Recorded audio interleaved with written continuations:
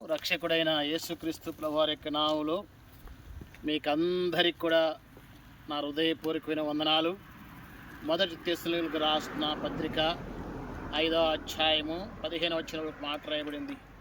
ఎడతెగక ప్రార్థన చేయుడి, ప్రతి విషయమునందు కృతజ్ఞతాస్తుతులు చెల్లించి ఇలాగ చేయుట యేసుక్రీస్తునందు మీ విషయంలో దేవుని యొక్క చిత్తం. కనుక ప్రేమైన వారలారా, ప్రతిదానికి కూడా సమయం కలదు.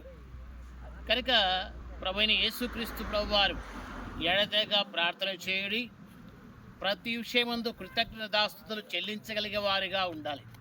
ఇది దేవుని యొక్క సంకల్పం, ఇది దేవుని యొక్క ఏర్పాటు, దేవుని యొక్క ఉద్దేశమైంది. కాబట్టి దేవుని పిల్లలముగా, ప్రభుని ఎరిగిన వారంగా, రక్షించబడిన వారంగా, ప్రత్యేకించబడిన వారంగా ఇలాంటి అనుభవం కలిగి ప్రభు కొరకు నమ్మకమైనటువంటి వారుగా ఉండాలని దేవుని యొక్క ఉద్దేశం.